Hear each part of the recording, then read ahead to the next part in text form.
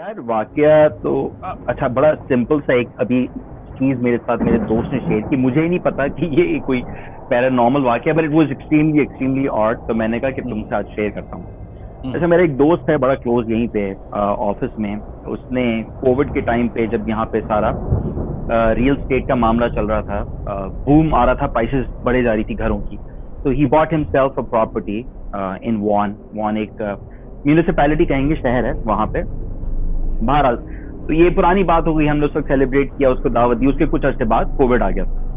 तो मैं उस दिन अभी मेरे पास एक इंसिडेंट हुआ हमारे घर के पड़ोस में। वो पड़ोस में इंसिडेंट क्या था कि हमारे नेबर्स जो हैं, इन्होंने इरादा किया कि भाई मंडे वाले दिन हम कोई पार्टी करेंगे अपने बैकयार्ड में। I don't know why they felt it was important. खैर, वो party to cut the story short बहुत लेट चलती रही।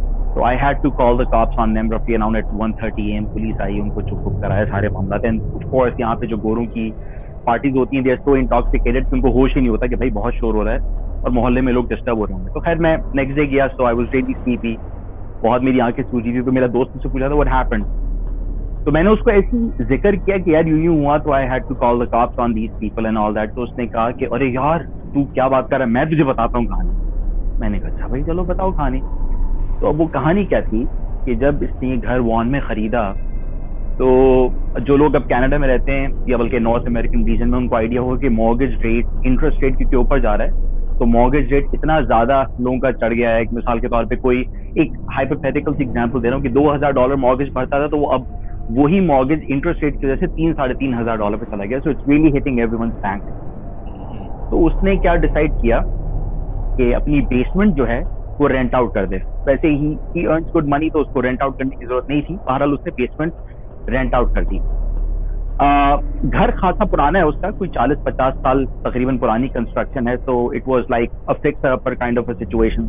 थोड़ी सी इंप्रूवमेंट की। बेसमेंट में एक खातून थी जो कि ज़ईफ सी, 65 से 70 के बीच की उनकी उम्र, अकेली खातून थी। इन्होंने यही सोचा था कि यार किसी को रेंट पे देंगे तो ऐसी अकेली खातून या अकेले शख्स हो ताकि हमें परेशानी कम से कम हो। उसकी अपनी फैमिली भी बड़ी मुख्तसर थी, मियाँ बीवी और 2 बच्चे हैं। तो एनीवेज खातून थी, वो सामने वॉलमार्ट में नौकरी करती थी, उनको इन्होंने घर दे दिया किराए पे। शुरू में 4-5 महीने सही चलते रहे। फिर जब कोविड हिट हुआ, मैंने इसने कोविड से बिल्कुल पहले लिया था घर। हम्म। जब कोविड आया तो वो खातून आहिस्ता आहिस्ता खुद क्राइसिस में आई और वो किराया देना उन्होंने बंद कर दिया कि भाई मैं तो रेंट अफोर्ड नहीं कर सकती और बहुत प्रॉब्लम्स हैं और मेरे आवर्स कट हो गए हैं, so I am not making as much money as I used to. और जो लोग यहाँ रहते हैं उनको आइडिया होगा कि वॉलमार्ट के ऊपर भी आज से 2-3 साल पहले इन्होंने, अब जो कैश टेलर्स हैं उनकी जॉब खत्म हो गई बिकॉज वो इन्होंने सब ऑटोमेट कर दिया। So that poor lady was in a lot of crisis. है, ये बड़ा डील करते रहे इस मसले से कि यार किराया आएगा, किराया नहीं आ रहा, मॉर्गेज चढ़ता जा रहा है, कैसे पे करेंगे, ऑल दैट स्टफ। तो 2-3 महीने उससे ढंग का किराया दिया, 4-5 महीने नहीं दिया। खैर, फिर आहिस्ता आहिस्ता क्या हुआ कि वैसे तो वो खातून नजर आती थी, कुछ 3-4 दिन तक इनको नजर नहीं आई और बेसमेंट से कोई आवाज भी नहीं आ रही थी, कोई एक्टिविटी भी नहीं थी। तो ये आहिस्ता आहिस्ता इनको परेशानी की कॉल कर रहे हैं तो खातून फोन नहीं उठा रही। अब कुछ परेशानी बढ़ी, सो दे कॉल्ड द कॉप्स के यार मसला है, ये खातून है बेसमेंट में, अब they can not enter the basement on their own. Hmm. और ये ना फोन उठा रही हैं ना जवाब दे रही हैं और किराया भी पेंडिंग है। तो पुलिस ने पहले बोला कि जी इमरजेंसी केस नहीं है, I don't think it's life threatening, आप रेगुलर लाइन पे कॉल करें। रेगुलर लाइन पे कॉल की, खैर पुलिस आई, 24 आवर्स का रिपोर्टिंग टाइम होता है। नॉक करते रहे, सब कुछ करते रहे, दरवाजा नहीं खुला। Eventually they had to break in. जब दरवाजा तोड़ के अंदर गए तो खातून was lying in the living room dead. उनका इंतकाल हो चुका था, मुंह खुला हुआ था, छत की तरफ देख रही थी। अच्छा, जाहिर सी बात है, वो खैर जो कुछ भी हुआ, पुलिस वालों ने बोला कि जी अब ये सिक्योर्ड एरिया, हम देखेंगे इनके कौन। अभी मेरा दोस्त भी बहुत ही ज्यादा, मुझे नहीं पता, ये पिछले साल की कहानी है, उसने अब मुझे बताई। तो और लोग नॉर्मली जब इस किस्म की कोई डेथ हो जाती है घर के अंदर तो डिस्क्लोज नहीं करते, ये कनाडा का एक कल्चर। अच्छा सही खैर, बात। वो इन्वेस्टिगेशन वगैरह चली, उनकी फैमिली वगैरह को पता चला और सिंपल सा रीजन कि भाई हार्ट अटैक से खातून मर गई थी, वो 66-67 ईयर्स ओल्ड। खैर, इंतकाल हो गया। और इसने बोला कि जब ये हमें पता लगा तो वी वर टेक्निकली रिलीव। मतलब क्योंकि एक किराएदार है जो कि 7 महीने से किराया वैसे ही नहीं दे रहा था और आगे भी कोई खातर का उम्मीद नहीं थी, तो इन्होंने कहा चलो यार गई वैसे, लेकिन चलो जान छूटी। किराएदार गया तो अगला किराएदार लेंगे, इन्होंने इसके अलावा कुछ सोचा नहीं। बहरहाल फिर ये उसी क्वेस्ट पे निकले कि अगला किराएदार लेंगे, और वो किराएदार भी कोई ऐसा सिंगल बंदा हो जो कि परेशान ना करे। तो एक और बंदा इन्होंने कोई लिया, यंग लड़का नहीं, मतलब ऐसे कोई 35-34 साल का आदमी, एक छोटी सी सॉफ्टवेयर कंपनी के अंदर जॉब कर रहा था। और वो बॉन्ड क्योंकि टोरंटो से बहुत करीब है, तो टोरंटो वाले बहुत ज्यादा प्रेफर करते हैं कि यहाँ पे रहें। तो उसको इन्होंने किराए पे दे दिया घर कि यार ये भी तंग नहीं करेगा। अच्छा, मैं इसके हवाले से शायद तुमसे एक रिकॉर्डिंग भी शेयर कर सकता हूँ, मैं तुम्हें बाद में बताऊंगा। अच्छा, इसने ये कहा कि यार ये बंदा भी 1 महीने तक सही रहा, कोई हमें प्रॉब्लम नहीं थी। फिर अच्छा, ये इनका इस किस्म का टाउन हाउस टाइप का घर है जिसके 3 फ्लोर हैं, एक बेसमेंट है, फिर एक फर्स्ट फ्लोर है और उसके ऊपर एक फ्लोर है जिसपे बेडरूम। सही, सेकंड फ्लोर जिसे कहते हैं। हाँ बिल्कुल, आप समझ गए। तो इसने कहा कि यार कोई 1-1.25 महीने इसको रहते हुआ और हमें रात के टाइम पे ना चीखने की आवाज आ रही है। तो मैंने कहा व्हाट डू यू मीन चीखने की? Someone like yelling. अब जैसे मेरा बेटा है वो गेमिंग करता है ना लेट नाइट, तो वो गेमिंग के अंदर चीख रहा होता है हेडसेट पे और वो येल कर रहा होता है जैसे, लेकिन वो आपका चले कुछ हो गया वो। हाँ एग्जैक्टली। तो उसने कहा no you don't understand, he is not yelling, he is screaming. तो मैंने कहा what the heck are you talking about, मुझे समझ में नहीं आया। उसने कहा okay I listen to this recording. उसके पास रिकॉर्डिंग थी कोई 15 मिनट की, एक 15 मिनट की, एक 10 मिनट की, एक हफ्ते की, अलग अलग दिनों की रिकॉर्डिंग। यार मिनहाज, वो मैं रिकॉर्डिंग तुम्हारे साथ शेयर करूंगा। वो ऐसी रिकॉर्डिंग है कि आपके ना रोंगटे खड़े हो जाएं कि कोई 2 फ्लोर नीचे चीख रहा है और वो ऊपर उसके बेडरूम में उसको इतनी क्लियर आवाज आ रही है जैसे कि आप उस कमरे में खड़ा होकर चीख रहा है। मतलब ऐसे जो चीखता है ना कि वो एक लंबी सी चीख, 10 सेकंड का गैप, फिर लंबी सी चीख, फिर 10 सेकंड का गैप। मैंने कहा यार ये what the heck is this? कहता है this is what I have been going through for the last 1 month. तो मैंने कहा तुमने इससे बात की? तो कहता है हमने इससे बात की है और ही कंप्लीटली डिसमिस द आइडिया। कहता है मैं तो कुछ भी नहीं करता, ऐसा कुछ है ही नहीं, मैं तो नहीं चीख रहा, आपको कहां से आवाज आ रही? अब ये परेशान कह रहे हैं कि मुझे 100% पता है कि मेरी बेसमेंट में से आवाज आ रही है चीखने की। बंदा जो है नीचे वो एडमिट ही नहीं करे कि मैं चीख रहा हूँ या मेरे साथ कोई मसला है। अब इन्होंने ये डिसाइड किया, क्योंकि वो पुलिस की बात से बात थी कि one fine day they decided कि जी हम we are going to call the cops कि भाई noise is a very fundamental issue कि हम सो नहीं पा रहे, कोई शोर हो रहा है। तो उन्होंने पुलिस को बुला लिया। पुलिस वाले आए, पुलिस ने पूछा कि भाई क्या सिलसिला है? पहले तो इस घर में डेथ हो गई थी, अब क्या तमाशा है? और इनकी किस्मत ये थी कि वो एक वही ऑफिसर था जो दोबारा कॉल पे आया।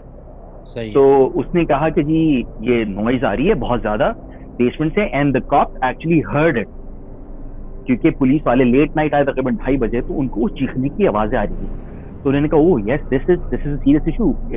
मतलब अब इंसान के दिमाग में बहुत सारी चीज आती है, किसी को किडनैप करके बंद कर दिया और साले ने पीछे नीचे, आपको नहीं पता आपके घर में हो रहा है, या कोई ये कुछ और है चक्कर, वल्लाह आलम कोई मसला है, अपने आप को इंजर कर रहा है, कोई मेंटल पेशेंट है, क्या है चक्कर। खैर पुलिस नॉक करते करते जब गई पेशेंट में, तो वो जो साहब है वो उन्होंने आके दरवाजा खोला, आंखें मलते हुए जैसे गहरी नींद में से आपने किसी को उठाया हो, बिल्कुल अपने पैजामास के अंदर के भाई क्या हुआ, व्हाट हैपेंड? तो उसने कहा सर वर यू स्क्रीमिंग? कहता no I was sleeping, what are you guys talking about? अब ये परेशान, उसने कहा कैन वी कम इनसाइड? तो खैर पहले वो रेजिस्ट करता रहा, फिर पुलिस वाले ने बोला कि sir you would have to allow us to search the place because we are witness to it, your landlord upstairs is hearing you scream and we also heard the scream and we have a recording of it as well. उसने कहा अच्छा भाई आ जाओ, अंदर चले गए। अच्छा, जो ये मेरा दोस्त है इसको उन्होंने अलाउ उस टाइम पे नहीं किया अंदर आने के लिए ना, तो ये दरवाजे पे खड़ा हुआ है। पुलिस वाले इनको बोला कि पुलिस इसको बोला जो टेनेंट को कि तुम रुको, हम अंदर जाके पूरा बेसमेंट देखेंगे। पुलिस वाले 2 अदद आए थे, वो गए अंदर, पूरा बेसमेंट देखा दाखा, कुछ भी नहीं। अब ये दरवाजे पे खड़ा हुआ था और ये जो मेरा दोस्त है ये उससे थोड़ा डिस्टेंस पे 5 फीट पे खड़ा हुआ था उस लड़के से। हाँ लड़के से। अच्छा, वो लड़का जो टेनेंट है ना वो आहिस्ता आहिस्ता करके बाहर आया, उसको कहता है कान में कि I can swear it's not me, there is someone और something hiding in your basement. ये बोल के तो साइड पे हो गया।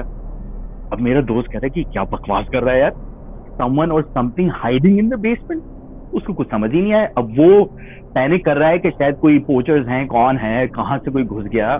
पता नहीं क्या बात कर रहा है। पुलिस वाले 10 मिनट बाद वापस है, उसके there is nobody, and if it's not him screaming we have no idea who was screaming.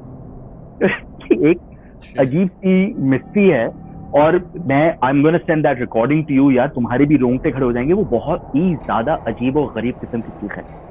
खैर फिर करना ये हुआ कि ये जो इनका टेनेंट था, इसने 3 महीने बाद ये ऊपर आया और उसको बोला कि I am going to vacate this place. और अब वो मेरे ख्याल से उसका अब अगले हफ्ते तक का नोटिस है, तो वो घर छोड़ के जा रहा है। लेकिन अभी तक ये मिस्ट्री ना ये खुद सॉल्व कर पाए, ना ये पुलिस वाले सॉल्व कर पाए कि ये चीखें इतनी गंभीर और इतनी तकलीफ दे चीखें एक्चुअली मार कौन रहा है। अब ये कुछ हिस्ट्री इस बेचारे की घर की बनती जा रही है। ये टेनेंट भी जा रहा है, पिछला टेनेंट मर गया, so now they are really under a lot of stress. अभी रियल एस्टेट की कंडीशन ऐसी कि बेचारा घर भी नहीं बेच सकता, and now they are under obligation कि अगर ये बेचेंगे तो इनको ये दोनों इंसिडेंट्स रिपोर्ट करने पड़ेंगे। एक तो किसी का मर जाना बेसमेंट में without any history, health history, और दूसरा एक टेनेंट इस किस्म की चीज बड़ी सुपरस्टिशियस किस्म की रिपोर्ट कर रहा है उस घर के बारे में। सो ये अभी तक यहीं पे प्रोग्रेस है इस कहानी की। I am not too sure कि कहानी यहाँ से कहाँ जाएगी। मुझे ये बताएं कि ये जिस फ्लोर पे रहते हैं, अपने जो मेन फ्लोर है, उधर ऐसे कोई वाकया इनके साथ नहीं हो रहे? कुछ भी नहीं, नथिंग एट ऑल। खैर दोनों मियां बीवी वर्किंग हैं।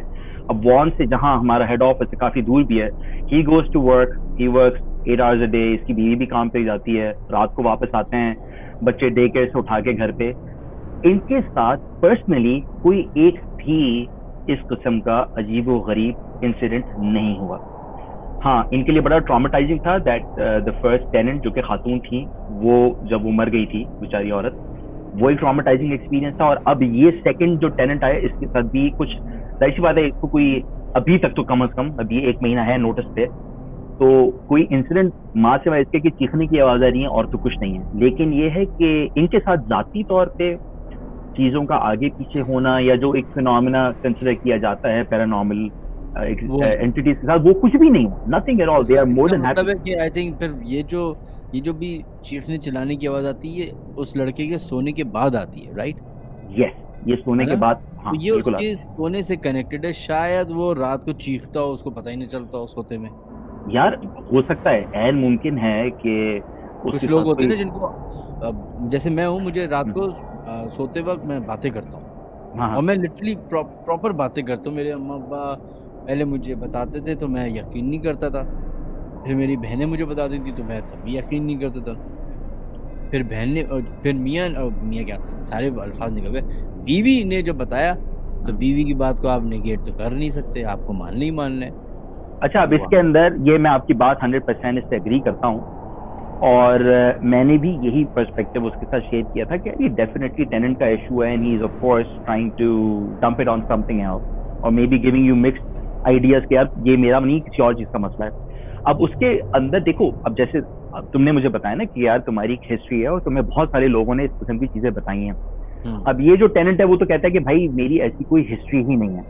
और ये एक और चीज भी इसमें ऐड कर रहा हूँ कि अगर इस किस्म का इसका बिहेवियर होता तो ये जहां पे पहले टेनेंट रहा हुआ है, someone would have definitely reported.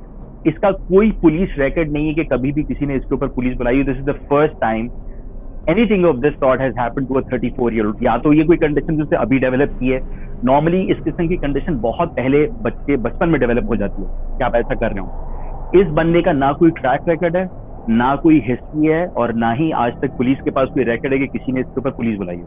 Nothing at all, कुछ भी नहीं। तो हो सकता है वो यही वाला होना है, जैसे इसने जाके बताया उसके कान में कि I think there is something someone और something is hiding under your in your basement.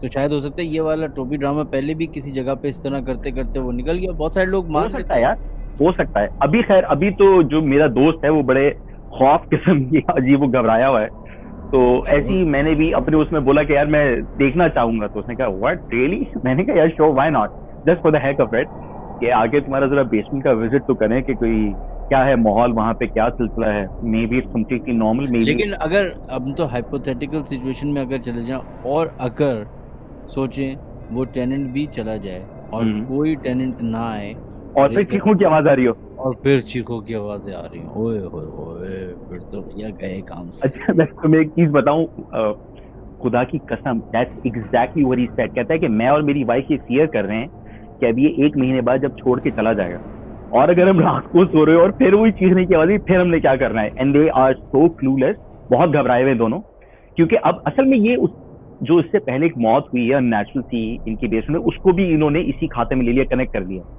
So I don't no, अब ये गोरे जो होते हैं ना, दे आर वेरी सुपरस्टिशियस, अजीब से हो जाते हैं कभी कभार, क्योंकि इनको समझ में नहीं आता। वो कह रहे हैं कि may B it's her spirit over here, but the guy who is, जो आवाज है स्क्रीन की, वो एक मर्द की है, वो औरत की नहीं है। सो आई डोंट नो, मैंने उसी लड़के की है, वो तो उसी लड़के की है। ये तो मैं आपको गारंटी बोल रहा हूँ मैं, क्योंकि आपने जिस तरह मुझे डिटेल में बताया, उससे मैं आपको गारंटी के साथ कह रहा हूँ कि ये वही लड़का है। उसको सोते हुए प्रॉब्लम हो रही होगी, सोते में वो चीख रहा होगा। बहुत सारे लोग होते हैं चीखते हैं, बहुत सारे लोग होते हैं लड़ाई करते हैं, बहुत सारे लोग होते हैं खराटे लेते हैं। ये सारी अलग अलग प्रॉब्लम्स है ना सोने में। बिल्कुल बिल्कुल बिल्कुल। तो अब ये यही मसला है। देखना बस यही है कि ये जब चला जाएगा तो उसके बाद क्या होता है, वो है कहानी का जो असल वो है रुख, वो बदलेगा जब ये चला जाएगा टेनेंट, और उसके बाद अगर चीखें सुनाई दी तो फिर शदीद मसला है। ओके चलिए, अगली केस जो है ये 2 हफ्ते बाद आएगी इसका। डन है। लेकिन आप वो मुझे ऑडियो भेजेगा? मैं भेजता हूँ बिल्कुल। और क्या मैं वो ऑडियो लगा दूं? हाँ यार, उसमें कुछ भी नहीं है, प्लेन रिकॉर्डिंग है, कुछ चीख रहा है बस, आपको आवाजें आएंगी बड़ी वाहियात किस्म की, मतलब घबरान। अब मैं तो घबरा गया था आवाज कि ऐसे कोई कैसे चीख सकता है। मतलब यार सोते में भी कोई बंदा इतनी जोर से चीखे तो शायद खुद ही उठ जाए, वो इतनी जोर की चीख है यार, वो ऑर्डिनरी चीख नहीं है। सुनते हैं, देखते हैं फिर क्या होता है। चलो मैं भेजता हूँ, थैंक यू।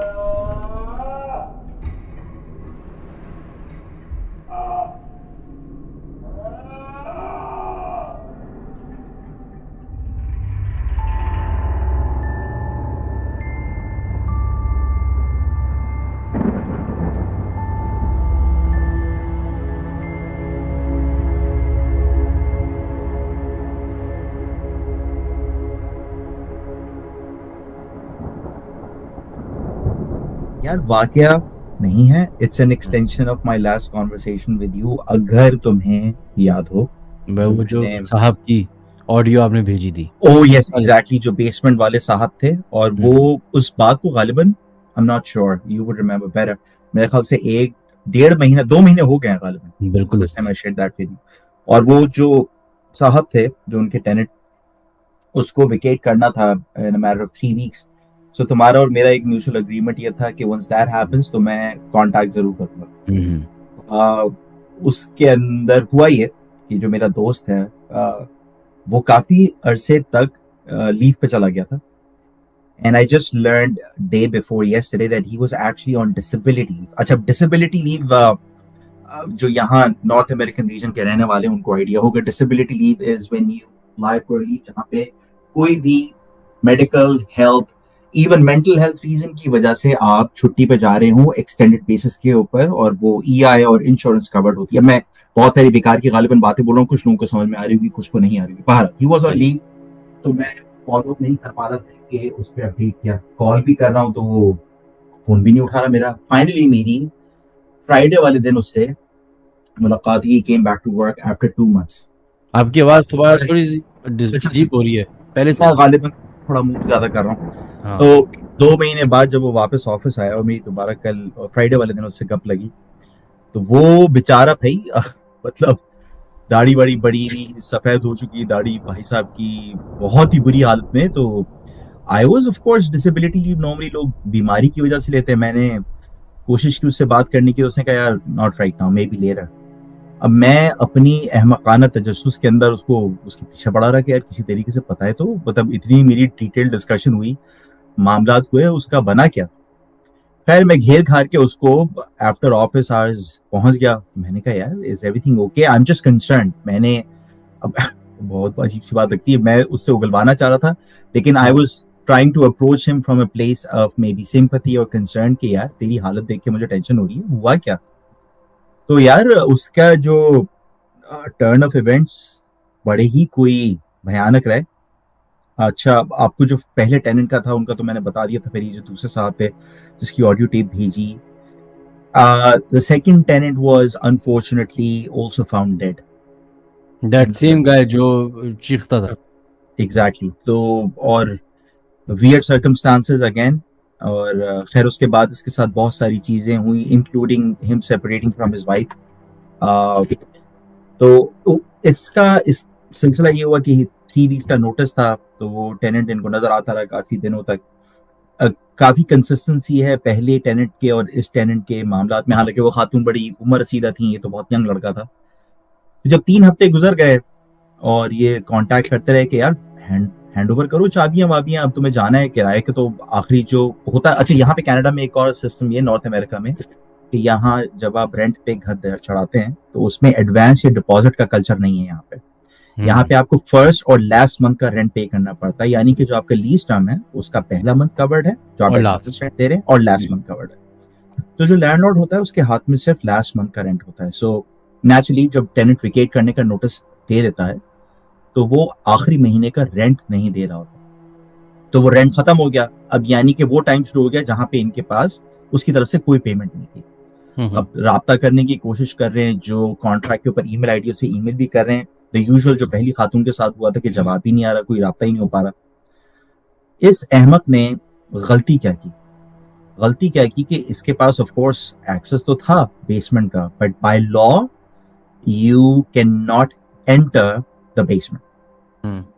इन्होंने कहा यार 4 हफ्ते हो गए, मेरे पास तो एक सोर्स ऑफ इनकम है, यहाँ पे इस वक्त इन्फ्लेशन की सिचुएशन ही बहुत बुरी है, मुझे आगे रेंट पे चढ़ाना है, पता नहीं क्या हशर करके क्या होगा बेसमेंट का। और एक और भी सिस्टम अनफॉर्चुनेटली यहाँ पे है कि नॉर्मली जो स्टूडेंट्स या यंग लोग बेसमेंट्स में रहते हैं वो क्या करते हैं to avoid any conflict as such, कि आपने कहा बेसमेंट डैमेज किया तो वो क्या करते हैं लाजमी बस भाग जाते हैं बगैर हैंड, जिससे वार्म एक कल्चर होता है वार्म हैंड ऑफ, के आपने दी चाबी सामने वाले को बोला कि सर देखिए ये आपका घर है, ये मैं सफाई करके जा रहा हूँ, ये मेरी 2 चीजें पड़ी है मैं ले जाऊंगा।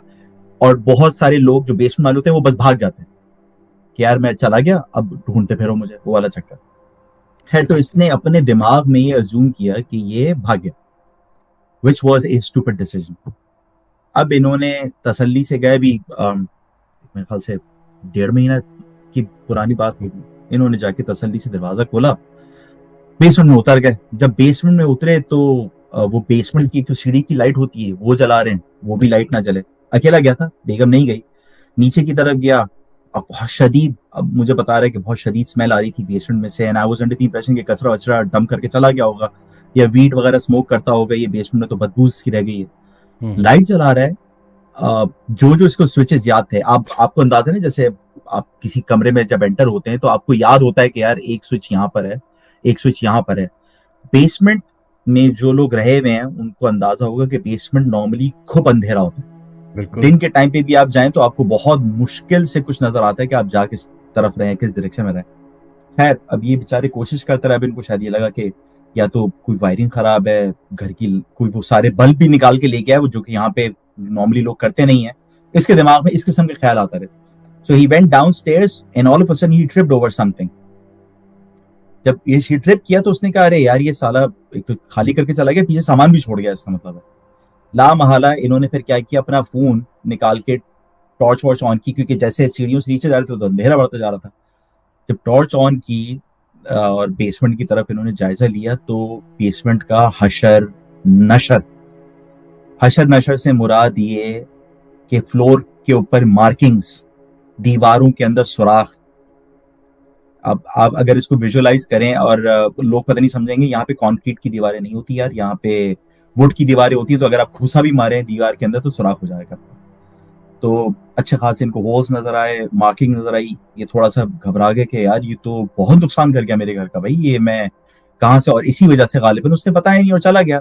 बट ही ट्राई टू, अब उस वक्त उसको सिर्फ ये कंसर्न था कि ये घर की नीचे बेसमेंट की हालत खराब है, उसने ये नहीं सोचा कि यार इतना डैमेज को दीवार में घुसे मार के क्यों जाएगा, मतलब कोई लॉजिकल सेंस नहीं बनता ना इसका, सुराख कोई क्यों करके जाएगा। और ये फ्लोर के ऊपर मार्किंग क्या है, उसको स्क्रैचेस नजर आए फ्लोर के ऊपर, वुडन फ्लोर है of course, but he could not make out because it was extremely dark के हो क्या रहा है।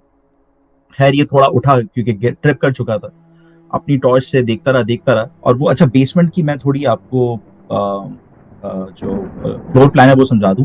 It's just a huge big living room के साथ एक इधर किचन है, और बिल्कुल एंड कॉरिडोर के ऊपर वॉशरूम है, उसके साथ एक दरवाजा है जो कि बेडरूम का था। ये बस मुख्तसर से एक बेसमेंट होता है नॉर्मली, यहाँ पे जो सेमी डिटैच घर हो गए बेसमेंट्स होते हैं। तो ये लिविंग रूम में मतलब बिल्कुल एक खचड़ा सा सोफा पड़ा हुआ था, और सामने एक टीवी और उसके ऊपर कंसोल पड़ा हुआ था। बहुत ज्यादा डैमेजेस दीवारों के ऊपर और फ्लोर के ऊपर और सीलिंग के ऊपर तक नजर आ रहे थे। So he was really stressed out, but then he notice gradually कि यार फर्नीचर तो एज इट इज पड़ा है। अब ये this is him seeing this basement for the first time after having rented this out. और ये बड़ी कोई अचंभे वाली बात नहीं, बड़ा नॉर्मल है कि आप अपने घर का एक पोर्शन दे दें, और जिस तरीके से किराएदारों ने वो रखा होता है वो आपको कभी भी देखना नसीब नहीं होता। वो सिर्फ जब अपना सामान लेके चले आते तो आपको पता चलता है कि बेसमेंट में या ऊपर का फ्लोर भी अगर किराए पे दिया था तो एक्चुअली उन्होंने रखा हुआ किस तरीके से था, क्योंकि यहाँ पे लैंडलॉर्ड्स और टेनेंट्स का उस किस्म का इंटरेक्शन नहीं होता, और प्राइवेसी वाले मामला अपनी जगह पे। अब इसको जब ये एहसास हुआ कि I may be entered the basement and this guy has not left and yet मैं लाइट ऑन नहीं कर पा रहा हूँ, तो ये थोड़ा सा इसको आहिस्ता आहिस्ता घबराहट शुरू हुई।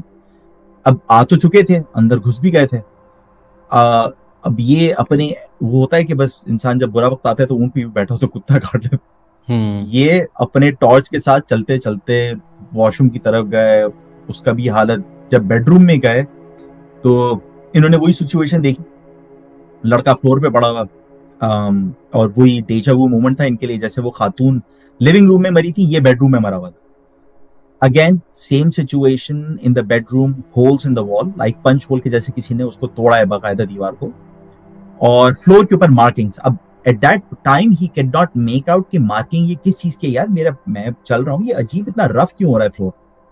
बहरहाल ये पैनिक कर गया, पैनिक करके बाहर आया।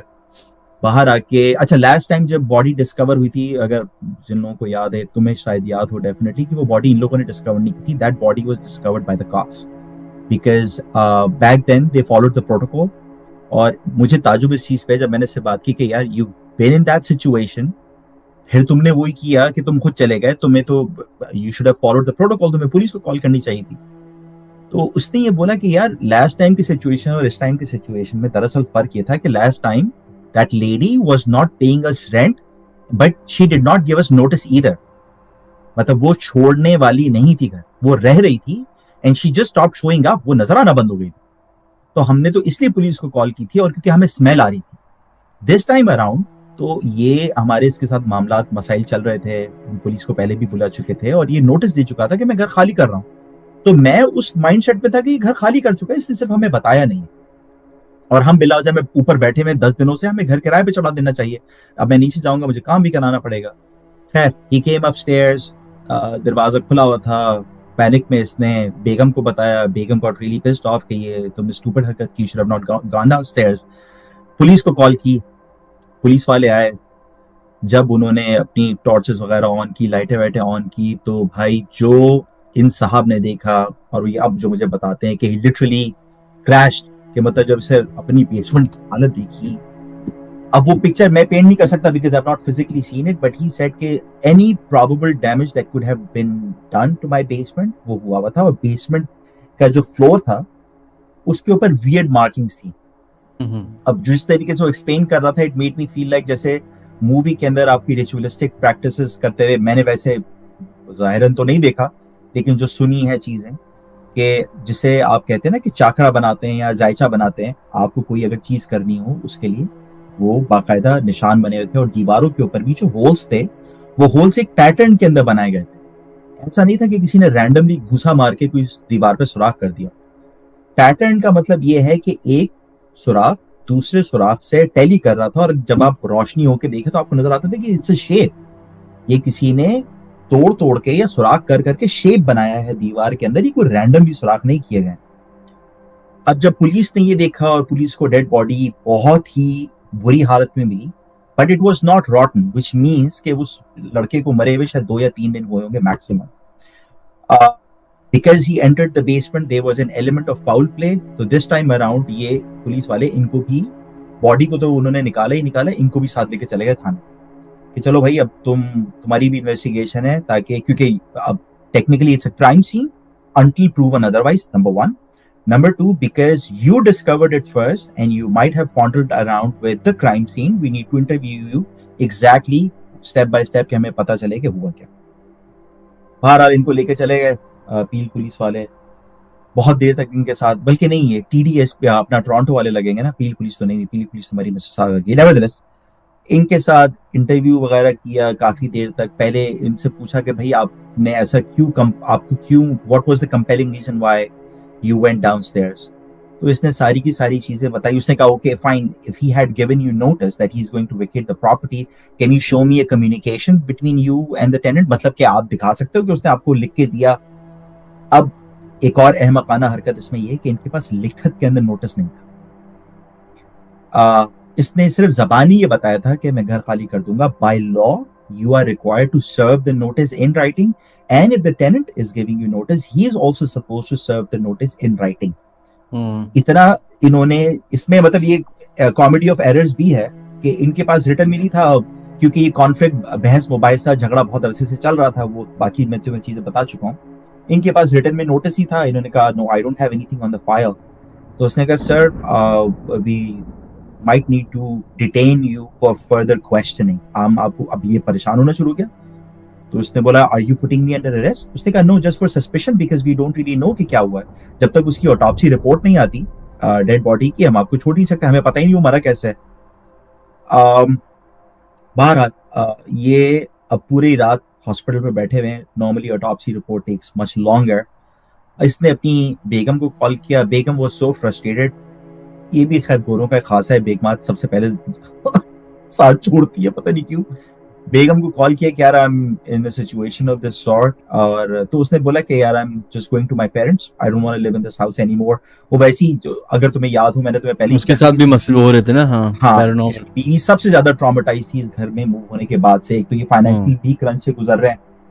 बहरहाल बेगम जो है, उन्होंने बोला कि यार you deal with whatever you're dealing with, I'm not in a mental state to help you out, I'm just going to my parents। इसने कहा चलो भाई, कई भैंस पानी में, जिस उस पे तकिया था वो तकिया भी हवा देने लग गया। अब पुलिस ने डिटेन किया, ये बैठ रहे। खैर किसी गारंटर को, यहाँ पे गारंटर वाला फलसफा है, किसी एक और दोस्त को इन्वॉल्व किया, उस दोस्त गारंटर बना, वो लेके चला गया कि on my guarantee if you want him to come in for questioning again, he would come in again, कोई मसला नहीं। ये आ गया बाहर। अब स्ट्रेस में घर नहीं गया वापस, घर एज इट इज ही अपने दोस्त के पास चला, क्योंकि घर पे बेगम तो थी नहीं। अब दोस्त इससे पूछता रहा इसका अपना कि यार ये क्या मामला है, इससे सारी चीजें बताई। तो उसने बताया कि यार तुमने, this is like serious stupidity जो तुमने की है, तुम्हें नहीं करना चाहिए था। और बहरहाल अब जब पुलिस क्वेश्चनिंग करेगी तो करेगी। बेसमेंट, क्योंकि अब वो येलो टेप लग जाती है, येलो टेप से मुराद ये है कि इट इज लाइक एक क्राइम सीन, तो ये अब खुद भी नहीं जा सकता उसमें कि ये पूरा रिकलेक्ट करे। इसकी जो अपनी मेमोरी है वो बड़ी ब्लर्ड किस्म की है, क्योंकि इसने बाय फार एंड लार्ज जो देखा वो अंधेरे में देखा, एक सेलफोन की टॉर्च लाइट से। तो ये कह रहा है कि मैंने, जब पुलिस वाला है, उन्होंने क्या देखा मुझे नहीं पता, जो मैंने देखा वो मुझे अंदाजा है, जो पुलिस वालों ने मुझे बताया, yes I can connect the dots, but there were lot of weird feeling that I got on के फ्लोर के ऊपर मार्किंग, दीवार के ऊपर मार्किंग, फिर उसका वैसे ही मर जाना जैसे पुराना टेंट मारा था। है ये सिलसिला चलता रहा। 2-2.5 दिन बाद जब ऑटोप्सी रिपोर्ट का मामला सेटल हुआ, तो पुलिस वालों ने इसको दोबारा क्वेश्चनिंग के लिए अंदर बुलाया। जो चीज इसको नहीं पता थी वो ये थी कि there was a hole in that tenant's chest right above his heart on the left hand side, जैसे कि किसी ने चाकू से उसके दिल में या सीने में सुराख किया। अब ये यहां से चक्कर शुरू हो गया फाउल प्ले का कि he was murdered. It was not exactly a heart attack, but yes, because of that injury, his heart was ruptured, जिसकी वजह से उसकी डेथ हुई है. तो वो पहली वाली खातून थी, वो भी हार्ट अटैक से मरी थी, cardiac arrest, mouth wide open and all that. लेकिन क्योंकि कोई ऑब्वियस साइन, अब नॉर्मली अगर आपको कोई मर्डर कर रहा है तो किसी वेपन होता है, कोई जख्म होता है, कुछ होता है. यस, दो, एक तो जख्म और कोई वेपन होगा, और कोई रेजिस्ट करेगा तो कोई ना कोई कुछ करेगा ना. कोई ऐसे तो खुल के हाथ नहीं बैठ जाएगा, क्या हो मेरे सीने पे चाकू मार दो. तो उसने कहा the only reason why we yes you are one of the suspects in this, but our concern is कि हमारे पास इस किस्म की कोई फाइंडिंग्स नहीं है कि हम आपको इस वक्त बुक कर सकें, डिटेन कर सकें. वही अब तो चार्ज कर सकें, चार्ज कर सकें. तो हम चार्ज नहीं कर सकते, but we would want your support and assistance so that we can continue calling you in for questioning, because ये हमारे पास मर्डर वेपन नहीं है, नंबर 1. हमारे पास कोई मोटिव नहीं है, आपके इस किस्म का कोई कॉन्फ्लिक्ट नहीं था ना, कोई क्लू है अभी तक कि डीएनए मेडिकल करवाया. हाँ, इसका मेडिकल भी करवाया, तो इसके ऊपर भी कोई ऐसी इंजरी नहीं आई कि किसी ने कोई लगाओ निशान विशान नाखून का, मतलब अगर कोई ऐसी हाथापाई हुई है. और ना ही उसकी बॉडी पे कोई इंजरी है मास सिवाय उसके सीने के होल के, जो कि उसका रिब केज काट के उसके दिल तक पहुंचा. वो कैसे पहुंचा है, क्या इंस्ट्रूमेंट इस्तेमाल हुआ है, नो क्लू. बहरहाल ये इसके बाद से इनकी सिचुएशन ये हुई कि इन्होंने जाहिर सी बात है ऑफिस में कांटेक्ट किया कि भाई मेरी ये सिचुएशन हो गई, I can not come to work, I have not been charge, but I am not in a mental state कि मैं ये कुछ भी कर सकूं. और मुझे अभी अपनी पर्सनल, एक तो घर की सिचुएशन को डील करना है और बेगम के साथ डील करना है कि भाई how are we gonna continue, और मैं मॉर्गेज नहीं पे कर पा रहा हूं. तो इसने डिसेबिलिटी लीव ले ली वर्क से, which he is entitled to. इस असना के अंदर जब घर वापस आया तो अब ये एक और अजीब सी चीज है इसके साथ जो हुई. फर्स्ट डे, सेकंड डे जब ये अपने घर पहुंच गया, पुलिस की इन्वेस्टिगेशन चल रही है, he is been not exactly cleared of any suspicion, but he has to go in for questioning again. सुबह को उठा तो he could not feel his right arm. ठीक है, इसको अपना सीधा आर्म फील नहीं हुआ. Extremely strange. By the way this guy is mid 30s. ये कोई बहुत उम्र रसीदा आदमी नहीं जिसकी मैं बात कर रहा हूँ अपने दोस्त. अच्छा. तो इसको अपना सीधा आर्म फील ना हो, फिर इसको बहुत शदीद तकलीफ हो अपने सीधे पैर में. अब ये परेशान हो गया कि यार मुझे क्या हो रहा है, और मतलब वो तकलीफ के जिसे कहा जाएगा कि नर्व पेन नीचे से लेके ऊपर तक जा रहा है. वो इसके दिमाग में ये चीज आई कि may be I am having anxiety attack. उठा, वॉशरूम गया, जब मुंह हाथ धोने तो उसको ये एहसास हुआ कि यार मेरे तो चेहरा राइट हैंड साइड से ऐसा है कि जैसे जल गया. और जब इसने मुझे बताया तो मैंने नोटिस करना शुरू किया कि that's the reason why he grew his beard, क्योंकि इसका ये सब नजर ना आए. हाँ, यस, इसकी ये वाली साइड जली. मैंने कहा oh my god Daniel, oh sorry. अब तो मुझे नाम निकल गया मुंह से कि ये डैनियल कौन सा. हाँ, वो कौन सा सुन रहा होगा, ये बात भी सही. तो मैंने उसको बोला Danny I can see it now. तो कहता है yeah you don't know how bad it is. If I was to show you my arm you would be weirded out even further. ये परेशानी में उठे, हॉस्पिटल भागे, तो डॉक्टर ने ईआर में इनको चेक किया. उसने बोला it's just a plain case of shingles. अब मुझे नहीं पता कितने लोगों को पता है कि शिंगल्स कौन सी बीमारी है. शिंगल्स एक बड़ी रेयर बीमारी है, वियर्ड, जो कि बहुत उम्र रसीदा लोगों को होती है. पीपल हु आर रफली अराउंड 65 और 70, उस एज में उनको शिंगल्स की बीमारी होती है. उसमें क्या होता है कि आप एक वायरस है जिससे चिकन पॉक्स कॉज होते हैं. सही. तो वो वायरस जब आपने बचपन में आपको चिकन पॉक्स ना हुए और लेटर एज में अपीयर करता है आपके सिस्टम में, तो वो आपको नर्व डैमेज कर देता है. Nerve damage in a sense कि आपको ब्लिस्टर्स निकलते हैं, फोड़े जिसे कहा जाएगा उर्दू में, और आपको ऐसी सेंसेशन होती है जैसे आपकी बॉडी जल रही है. और ये इंटरनल होते हैं या एक्सटर्नल होते हैं? ये एक्सटर्नल होता है, यू कैन सी इट. तो इसी वजह से इसकी बॉडी पे, इसके हाथ पे, इसके पैरों पे और इसके चेहरे पे बाकायदा ब्लिस्टर्स पड़ गए. This is plainly out of nowhere. ये कह रहे हैं कि यार ये मेरे साथ क्या हो रहा है. अब शिंगल्स इज, अब तुम भी रिसर्च करना, मुझे भी पहली दफा पता चला इसके बारे में. Shingles is a very very very severely painful element, के मतलब जिसमें इंसान ऑलमोस्ट पैरालाइज हो जाता है. उसकी जो मेडिकेशन है, उसका मेडिकेशन का जो वो है, कमाल की बात ये, द मेडिकेशन हैज ए, उसकी कंडीशन में ये होता है कि एक सुसाइडल टेंडेंसीज आ जाती हैं जब आप उसकी मेडिकेशन ले रहे हो। अच्छा। And you're not supposed to be on your own when you are actually getting treated for shingles because you have these weird thoughts and hallucinations because of the medicine. हाँ, because of the medicines. अब ये इसको doctor ने बोला कि are you all by yourself? उसने कहा yeah, I'm all by myself because my wife is not talking to me, she's left. और तो उसने कहा no, you need to be with someone because you're getting treated for this, but this is contagious, so you would have to confine yourself. मतलब ये मुश्किल से मुश्किल, एक तो कंटेजियस भी है, ये मैं ट्रांसफर भी कर सकता हूँ किसी को बीमारी, क्योंकि वैसी है ब्लिस्टर से, अगर जो ब्लिस्टर का लिक्विड है वो किसी को लग जाए तो उसको भी हो सकता है, और आपको किसी न किसी की असिस्टेंस की जरूरत है जो आपकी केयर टेक के लिए हो, वरना there is a likely possibility you can harm yourself. ये उस बेसमेंट के झगड़े से बाहर नहीं आया था, ये खुद तीसरी चक्कर में पड़ गया, ये तीसरी चीज आ गई। अब इसने क्या किया, इसकी बहन जो है she lives not in Ontario exactly, she lives in Saskatoon, एक हमारा बराबर में प्रोविंस है। इसने डिसाइड किया कि यार मैं ट्रैवल करके बहन के घर चला जाऊं। इन्होंने वैसे भी एक घर में को वहशत हो रही थी, बेगम से बात इतनी डिटेल मत दे, हमारे चैट पे कुछ लोग होंगे वो फेसबुक पे दानियाल को ढूंढते ढूंढते पहुंच जाएंगे। हाँ दानियाल तुम्हारे साथ दानियाल तुम्हारा हमने वाकया सुना दानियाल। बहरहाल तो खैर किस्सा मुख्तसर ये कि ये थोड़ा सा इसकी रिकवरी वगैरह हुई है, वापस आया है, और that property is being deemed as, यहाँ पे टर्म यूज होती है जिसे कंडेम्ड प्रॉपर्टी। कंडेम्ड प्रॉपर्टी का मतलब ये कि मल्टीपल वियर्ड इंसिडेंट्स हो चुके हैं, 2 डेथ्स हो चुकी हैं, technically he can not even list it without declaring officially कि क्या हुआ है, और इसके अब घर के ऊपर एक टेक्निकली मर्डर इन्वेस्टिगेशन भी चल रही है व्हिच इज अनसॉल्व्ड। पुलिस ने इसको क्लियर कर दिया of suspicion, that's the reason why they allowed him to travel, और इसकी मेडिकल कंडीशन बहुत बुरी है। He has lost in excess of 18 kgs in weight over the course of last 1.5 month alone. और मुझे इतना ताजुब हुआ मिनाज, 2 महीने बाद मैं इससे मिला हूं, मैं इसको पहचान नहीं पा रहा था। ही has lost weight, his hairs have turned white, he has grown a beard, his eyesight unfortunately because of shingles इसकी आईसाइट वीक हो गई है। आपको पता है कि शिंगल जो कि नर्व की बीमारी है, तो इसकी तो वो सब चीजें, और I think if I am not wrong facial nerve damage हुई होगी जिसकी वजह से वो राइट लेफ्ट सारा हुआ है। सो और बहुत ज्यादा स्ट्रेस में था, तो मैंने कहा कि where are you living right now, you are back in that house? उसने कहा no, I am not in that house, I am still paying for it but I don't live there. और ये बेचारा शेल्टर में रह रहा है।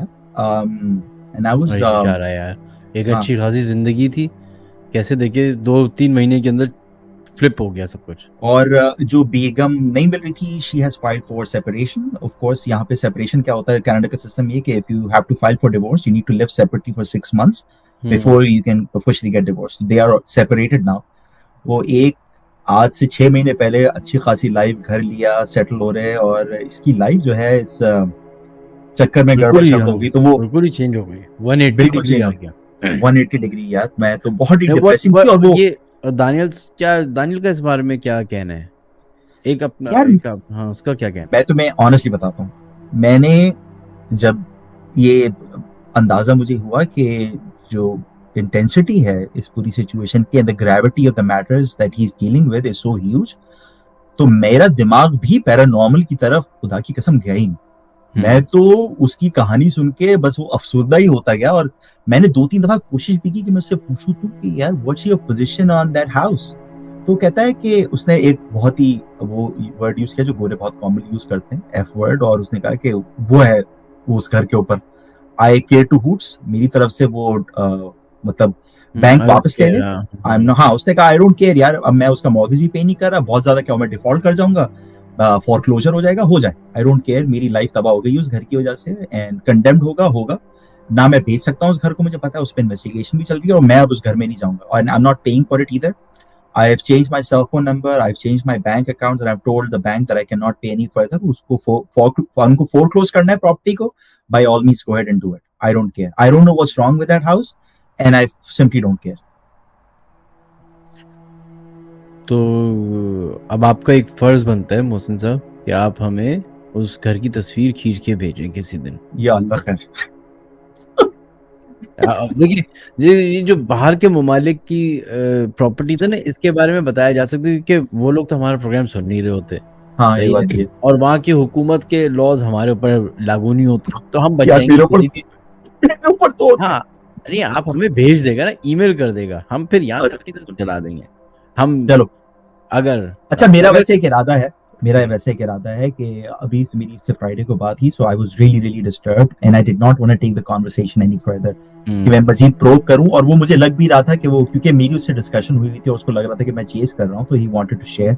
और थोड़ा सा वो उसको बाद में फील हुआ कि मे बी उसने मुझे आखिर में बोला कि यार it was as if there was a load taken off my chest, क्योंकि मैं किसी से शेयर नहीं कर रहा था। तुमसे मैंने बात करी, मुझे अच्छा लगा, तो मैंने कहा let's talk more, but I give it time. एक डेढ़ हफ्ता और वेट करके मैं जरा इसके हालात थोड़े बेहतर हो जाएं, इसकी शिंगल्स की कंडीशन खत्म हो जाए थोड़ी और मजीद, तो मैं इसके साथ बैठ के डिस्कस करता हूँ कि यार if there something that we can do. अगर मैं कोशिश करता हूँ उस घर की तस्वीरें लेके भेजूं तो मैं इस तरह छुपा सकूं, और उस घर के अंदर की हालत भी मुझे सुनने में आया कि बहुत बुरी हो चुकी है। They are weird.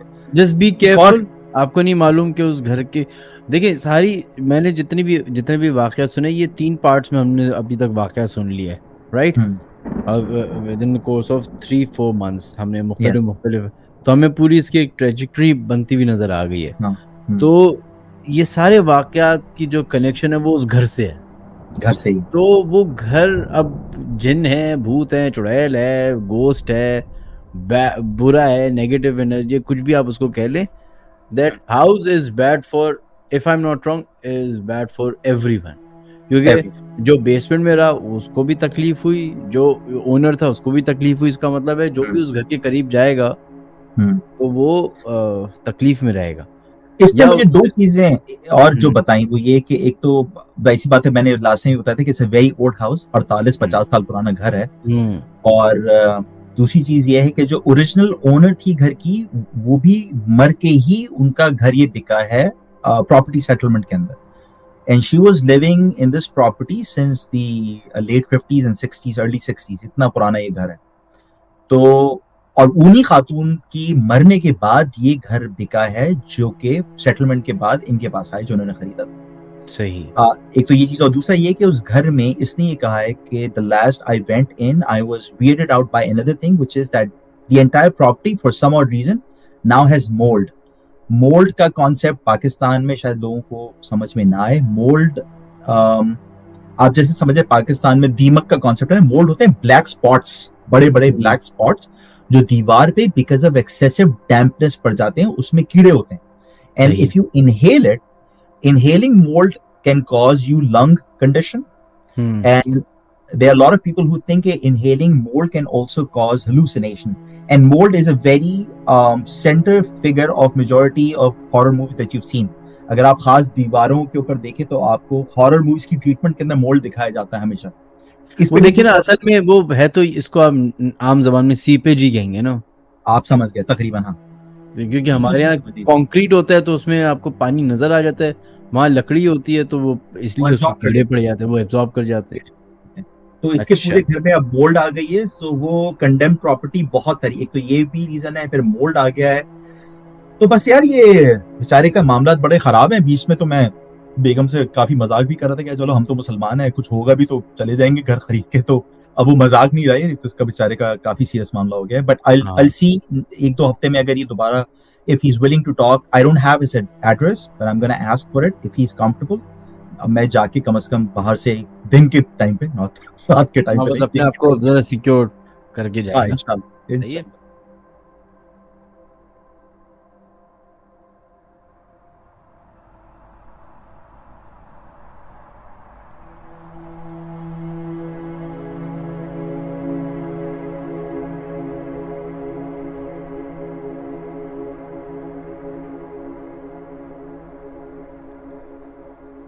अस्सलाम वालेकुम मोहसिन।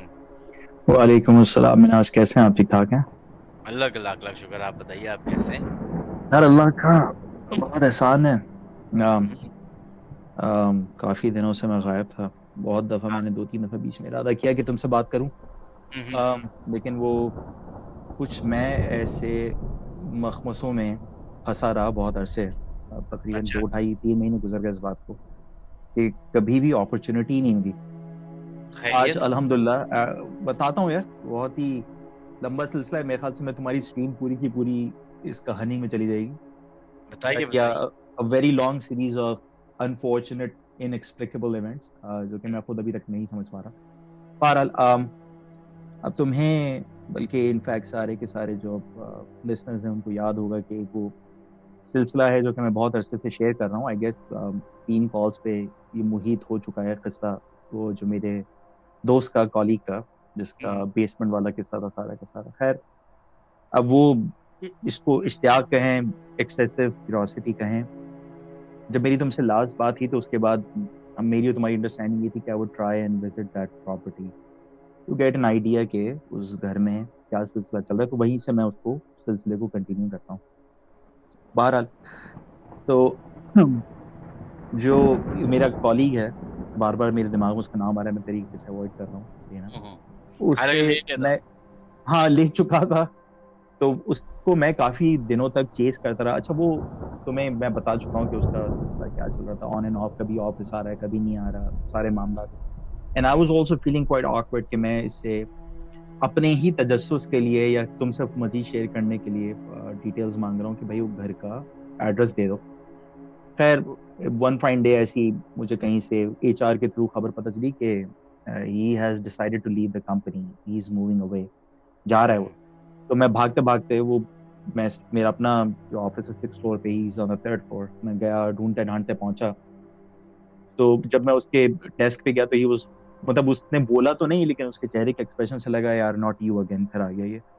तो मैंने उसको बोला कि हाँ अभी क्या सिलसिला है। तो उसने कहा यार you know the whole background, I have already shared the story with you. तो मैं तो सैस्कटून परमानेंटली मूव कर रहा हूँ closer to my sister, because अब यहाँ पे कुछ है नहीं मेरे पास। The house is being foreclose मतलब कि दिवालिया तो हो गया वो, तो मैं उधर जाना भी नहीं चाह रहा, सारे मामला है। और मैं यहाँ से जॉब क्विट करके वो प्रोविंस ही छोड़ के सैस्कटून मूव हो गया, जहाँ उसकी family, he is actually from Saskatoon, वो इधर नौकरी की वजह से रह रहा। नहीं उसकी वो जो लिव इन रिलेशनशिप था या शादी थी वो खत्म भी हो गई थी ना। वो तो सेपरेशन फाइल हो गई थी ना, वो तो सिलसिला ही खत्म हो गया। और स्पेशली उसकी वाइफ, वो भी मैं बता चुका हूँ कि she had a miscarriage in that property. तो वो सारे मामला, तो उसका वहां से नोज डाइव ही चल रही है हर तरीके से, फिर ये बीमार भी रहा। मैंने उससे दोबारा पूछा कि यार I just wanted for the sake of curiosity, मैं वो जगह देखना चाह रहा हूँ। तो उसने मुझे बोला कि यू आर एन इडियट, और उसने अपनी वो निकाली स्लिप, उस पर एड्रेस लिखा घर का, और उसने पर्ची निकाल के मेरे हाथ में दी। उसने कहा यार ये तुम्हारा अपना है, I would not even step close to that house, बाकी तुम्हारी जो मर्जी तुम करो। बहरहाल, अब मैं ऐसी बैठ गया, मैंने कहा यार तुम्हारी इतना क्या है तुम्हें उस घर से, चलो एक सीरीज तो तुम्हारे साथ मामला की हुई, लेकिन तुमने कोई रिसर्च की, तुमने पता किया। उसने मुझे कोई अजीब सी चीज बोली जो मुझे उस वक्त समझ में नहीं आई, बाद में समझ में आई। उसने कहा कि the actual owner of this property was a hybrid. Was a hybrid? अच्छा। hybrid क्या? human and something. मुझे खैर उस वक्त समझ में नहीं आई। फिर बाद में खैर वो, मैं आऊंगा इसके ऊपर कि मैंने किससे डिस्कस किया, उन्होंने मुझे क्या बताया कि ये इनके कल्चर में या इनके फलसफे में हाइब्रिड किसको कहा जाता है। और वो उस हाइब्रिड के कुछ मामलात हैं, अटैचमेंट्स हैं इस प्रॉपर्टी के साथ, which transcend और manifest in some shape or the other whosoever occupy, क्योंकि वो असल में वही ओनर रही 60 साल तक इस घर की। उसके बाद ये बिका, उसके मरने के बाद, तो वो कभी भी यही ओनर है उसके बाद से। बहरहाल, मैंने ज्यादा उसमें इंटरेस्ट नहीं लिया, मैं एक्साइटेड था कि मुझे एड्रेस मिल गया घर का। अच्छा, घर आया, ऐसी ये भी अब इस बात को तकरीबन 1.5-2 महीने गुजर गए, तुमसे कॉल के फौरन बात की बात है। मैंने बोला कि यार वॉन जाना है। तो बेगम ने कहा हाँ वॉन में क्या काम है आपको? वॉन, अच्छा, it's quite far from where I am. तो मैंने कहा यार वो तुम्हें बताया था ना यही हूँ, तो वो घर चेक करना है। तो बेगम ने बोला यार मैं तो नहीं जा रही, तो आपको जाना है, आप अपने शौक पूरे करते हैं, मुझे इस चक्कर में ना डालें। तो मैंने बोला कि यार जा तो रहा हूँ मैं। तो उसने बोला कि अच्छा, शायद लोगों को पता हो, आइकिया है एक वॉन में, आइकिया काफी सारे हैं यहाँ पे। तो बेगम ने कहा कि अच्छा आप अगर उस तरफ जा रहे हैं तो मुझे आइकिया पे ड्रॉप कर दीजिएगा, और आप कर आके जो भी आपको छिचोरपना अपना उसकी जबान में करना है वो कर आके वापस मुझे पिक कर लीजिएगा। उसकी नजर में छिचोरपना ही था, जो कि हाँ ठीक है, उसका अपना माइंडसेट है। She tries to stay away from all of these things. सही है। अच्छा, जो मैंने और तुमने डिस्कस भी किया था कि दिन दिन के टाइम पे हम जाएंगे, दिन के टाइम पे घूम के आ जाएंगे। अल्लाह का करना ऐसा हुआ मिनाज साहब कि मैं घर से निकला। अच्छा, वॉन में ही कैनेडाज वंडरलैंड भी है, तो उसकी मेंबरशिप है हमारे पास। बच्चों को वंडरलैंड ड्रॉप किया, बेगम को आईके ड्रॉप किया, और हम निकल गए कि चलो यार गूगल मैप्स पे लगाएं और एक घर जरा चेक करें। सबसे पहले उस रास्ते के अंदर आई had a flat tyre. I have never had a flat tyre over the course of last 10 years in Canada, first time. खैर मतलब I didn't think much of it, हो गया फ्लैट टायर, फ्लैट हो गया, अब क्या करें। अब मुझे ये था कि यार तो अच्छा, दिन यहाँ पे बहुत जल्दी खत्म हो जाता है, चार जैसे अभी यहाँ पे शाम के 4:50 हो रहे हैं और घुप अंधेरा है बाहर, क्योंकि यहाँ पे तकरीबन 4:30 मगरिब हो जाती है। तो मैं, ये उस दिन की बात है, अक्टूबर में एक बीच में छोटा सा स्पेल आया था बर्फबारी का, तो हल्की सी फ्लरीज भी चल रही। मैंने कहा यार अब क्या करूं। खैर मेरे पास टायर इन्फ्लेटर है, टायर में हवा भरी, लेके गया। साले मेरे टायर में 4 पंक्चर्स आउट ऑफ नोवेयर। ये बड़ा अनकॉमन है कनाडा में, ऐसा होता नहीं। बहरहाल उसने बोला कि sir we can not fix this tyre, you need to replace. अब मैं इतना अपने अहमकाना, मेरे दिमाग उसी पे लगा हुआ है यार मुझे दिन दिन में वो घर देखना है। मैंने उसको बोला अच्छा टायर रिप्लेस करो, जो भी उसने यूज टायर लगाया है, बट टायर रिप्लेस करके पहुंचते पहुंचते मिनाज भाई अंधेरा हो गया। अब मैं उस घर के बाहर खड़ा हूं, अंधेरा हो गया। अजीब, इतनी शदीद मुझे यार मिनाज वहशत हो रही है उस घर से। खैर मैंने कहा कि यार कैमरा निकालते हैं, सेलफोन निकालते हैं, तस्वीरें खींचते हैं। एक तस्वीर खींची, 2-3, हर 4-5-6 एंगल से जितनी खींच सकता था खींची। अब मैं अपने सेलफोन पे देख रहा हूँ, क्लैरिटी नहीं है। अब वो मुझे ये लगा कि क्लैरिटी इस वजह से कि मैंने विंडोज रोल अप की थी, बहुत सर्दी हो रही थी यार, और अंदर से तस्वीर खींचा था क्योंकि फ्लरीज पड़ रही थी, तो वो आपको एक वो फ्रोजन सा इफेक्ट आता है शीशे के ऊपर, जिससे आपकी तस्वीर साफ नहीं आती। मैंने कहा ये उतर के लेनी पड़ेगी, तस्वीर साफ नहीं आ रही। वो सारी तस्वीरें बेकार थी। उतर गया मैं गाड़ी से और उसके फ्रंट यार्ड पे खड़े होकर मैंने तस्वीरें खींची 2-3। मैं फ्रीज हो गया यार, सर्दी की वजह से फ्रीज हो गया या मेरे दिमाग में कुछ चल रहा था उससे फ्रीज हो गया। बहरहाल मुझे कुछ समझ में नहीं आया। मैं घबराहट में तस्वीरें खींची, जल्दी जल्दी गाड़ी में बैठा और मैं निकल गया वहां से। निकला, वो पहले मुझे बेगम को लेना था, तो बेगम का फोन भी आ रहा था कि मुझे करना प्लान ये था कि बेगम को पिक करके हम वंडरलैंड जाते, थोड़ा सा टाइम वंडरलैंड पे स्पेंड करते और फिर हम घर की तरफ आते। सही। अब मैं घबराहट में था, पता नहीं मेरा दिमाग क्या चल रहा था। I had a fender bender. Fender bender का मतलब ये कि मेरा एक्सीडेंट हो गया छोटा सा। एक जाते हुए मेरे साथ ये बकौल मेरे दोस्त के टायर वाला इशू हुआ, बैड ओमन, फिर वापसी पे मेरा फेंडर बेंडर। अब वो एक, खैर इतना ज्यादा डैमेज नहीं हुआ, मेरा फ्रंट का बम्पर जो है वो लटक गया नीचे पूरा, और जो सामने वाली गाड़ी थी उसको भी हिट आई। अब यहाँ पे कनाडा में फेंडर बेंडर कोई ऑर्डिनरी बात नहीं होती, वो फिर आपको इंश्योरेंस इन्फॉर्मेशन शेयर करना, आपको इंश्योरेंस पे हिट आती है। अब वो मैंने कहा यार क्या बकवास दिन गुजर रहा है मेरा सुबह से लेकर अभी तक। खैर वो मैंने बम्पर नीचे से उठाया, वो खातून थी जिनकी गाड़ी लगी थी, उनको इंश्योरेंस इन्फॉर्मेशन दी मैंने। मैं बेगम को लेने पहुंचा, बेगम आई, उसने कहा ये क्या हुआ गाड़ी को। मैंने कहा अरे ऐसा ऐसा किस्सा। तो खवातीन जो होती है ना बड़ी इंटुइटिव होती है, उसने कहा मैंने आपको कहा था कि इन चक्करों में ना पड़े। हाँ। मैंने कहा यार तुम कहाँ से किस चीज को मिला रही हो, बस बुरा दिन गुजरा है, कोई बात नहीं। खैर मैं घर गया, तो सॉरी घर नहीं, पहले बच्चों को वंडरलैंड लिया, थोड़ा मूड वूड ठीक हुआ, वहां से वापस घर आया, रात हो गई, सो गया पड़ के मैं। अब तकरीबन 3:30 बज रहे होंगे रात के। Now this is where it gets really weird. मिनाज, I had a panic attack. I have never had a panic attack in my life. मैं 3:30 बजे रात को उठा चीखते हुए, and I was having a panic attack. मेरी वाइफ घबरा के उठी, उसने कहा क्या हुआ। मैंने कहा मुझे घबराहट हो रही। उसने कहा किस चीज की घबराहट हो रही। मैंने कहा बस मुझे घबराहट हो रही, मुझे कुछ समझ नहीं आ रहा। उसके पास उसने मेरा ब्लड प्रेशर लिया, शुगर ली, एवरीथिंग वाज नॉर्मल। मेरी हार्ट बीट वाज रेसिंग, मुझे समझ ही नहीं आया कि क्या हो रहा है। उसने कहा ईआर चलें। मैंने कहा नहीं यार ऐसा नहीं, बस मुझे घबराहट हुई। उसने कहा अच्छा चलें नमाज पढ़ लें। वुजू वगैरह किया मैंने, तहज्जुद का टाइम हो रहा था, तहज्जुद पढ़ ली। तहज्जुद पढ़ के मैं सो गया। थोड़ी अजीब, मुझे नहीं पता मुझे ख्वाब क्या आ रहा था, क्या दिमाग में चल रहा था। Again on the back of my mind I am thinking कि यार कोई एक आप परसेप्चुअल इफेक्ट है कि आप एक ऐसी जगह से हैं जिसके बारे में आपको कुछ हिस्ट्री पता है, आप सोच रहे हैं उसके बारे में कुछ, तो शायद उसका ताल्लुक है इससे। मुझे नहीं पता क्या हुआ। बहरहाल मैं वापस सो गया पढ़ के। सुबह को उठा तो उस वक्त तो मेरी शदीद मतलब तबीयत मुनासिब थी। मैं ऑफिस चला गया, बेगम अपने काम पे चली गई। मतलब संडे के बाद, ये मंडे वाला दिन था, बच्चे स्कूल चले गए। ऑफिस पहुंच के मुझे बड़ा शदीद तकलीफ अपने उल्टे हाथ में शुरू हो गई। मैंने कहा यार कोई ऑनसेट हो रहा है, ये मेरे साथ किस चीज़ की तबीयत खराब हो रही है। खैर मैं ब्रेक लेके ऑफिस से मैं चला गया डॉक्टर साहब के पास अपॉइंट लेने। वॉक इन, यहाँ पे असल में आपको अपॉइंट लेना पड़ता है, मैं वॉक इन पे चला गया। डॉक्टर साहब हैं करीब में, and I know him personally. तो जब मैं उनके पास पहुंचा, I had not even figured it out. अब ये इतनी कोई वाहियात सी बात है। जब मैं डॉक्टर साहब के पास गया, he is looking at me. उसने कहा कहाँ दर्द हो रहा है? मैंने अपनी स्लीव रोल अप की तो उसने कहा ओह यू हैव ब्लिस्टर्स। मैंने कहा ब्लिस्टर्स? और मैंने हाथ देख रहा हूँ, मेरे हाथ पे ब्लिस्टर्स। फिर उसने मेरा चेहरे का उल्टी वाली साइड नोट की, तो उसने कहा तुम्हें ब्लिस्टर्स हो रहे हैं, do you have a history of shingles? मैंने कहा व्हाट? मैंने कहा मेरी तो कोई शिंगल्स की हिस्ट्री नहीं है यार। अब मेरे दिमाग में क्या जा रहा है कि मेरा दोस्त जिसके बारे में तो मैं बात बता चुका हूँ, तो हुए थे ना ये। उसको बड़ा सीवियर शिंगल्स का अटैक हुआ था। तो उसने कहा तुम्हें नर्व पेन हो रहा है? मैंने कहा हाँ आई गेस मुझे नर्व पेन हो रहा है, बट मुझे नहीं पता। तो उसने कहा तुम्हारी सेंसेशन उल्टे हाथ की साइड की कैसी है?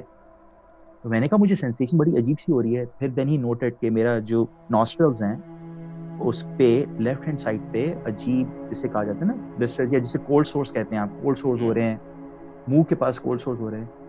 तो उसने कहा if you don't have a history this is most probably your first but fortunately a mild onset. मैंने कहा यार अभी मैं 2 हफ्ते पहले उससे ये बात कर रहा था, and this is not a contagious disease bye the वे, और मेरी उससे इस किस्म की इंटरेक्शन भी नहीं थी कि मुझे उससे लग जाए बीमारी, और ये मुझे तकलीफ हो रही है। खैर उसने मुझे इस साइक्लोविर कोई दवा होती है वो, उसने मुझे एंटीवायरल वगैरह दी। उसने कहा कि you might want to take some time off, बुखार होगा अब तुम्हें। तो मैं घर आया और वो मैं भी तुम्हें अगर दिखाऊं तो वो बाकायदा गड्ढे पड़ गए हैं मेरे नाक पे और यहाँ होंठ के नीचे शिंगल्स की वजह से।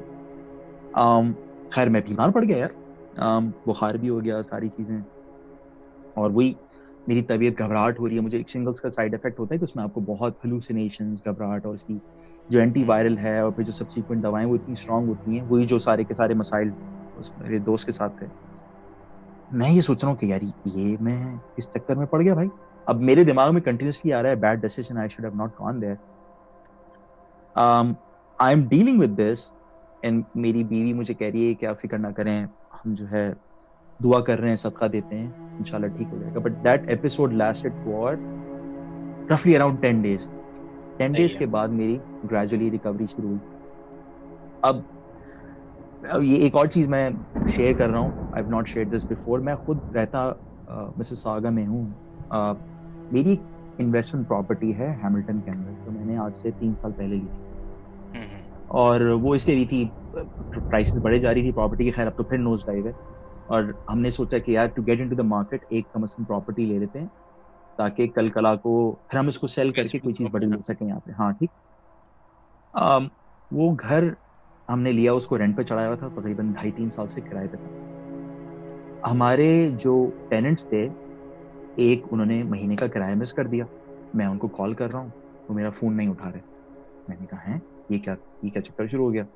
अच्छा ये मैं अभी इस एक चक्कर से निकला नहीं हूँ, दूसरे चक्कर में मुझे परेशानी शुरू हो गया, मुझे एक पैनिक अटैक, एंजाइटी हो रही है, and it has been perpetually attached. तो एंजाइटी और पैनिक अटैक ये मेरे 3 महीने से मेरे साथ परपेचुअली अटैच्ड है, पता नहीं क्यों।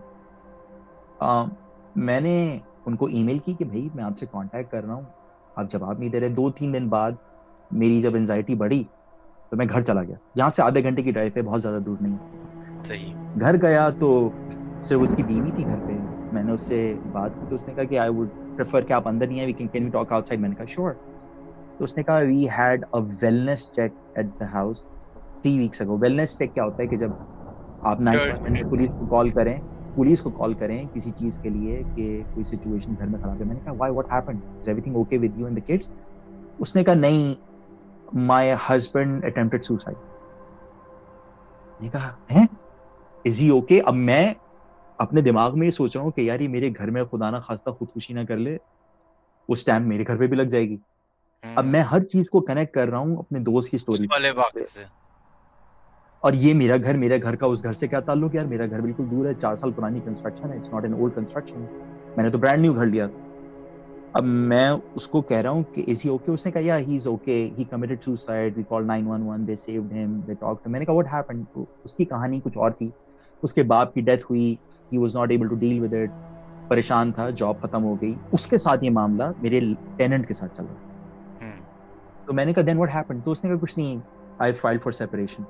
मैंने कहा यार तुम्हारा शौहर इतने मसले से गुजर रहा है तो तुम उसको सपोर्ट नहीं कर रहे? तो उसने कहा no, he was getting extremely violent with the kids and he tried to beat me up as well. So whatever he's dealing with, I'm not going to sacrifice myself because he's dealing with a mental challenge.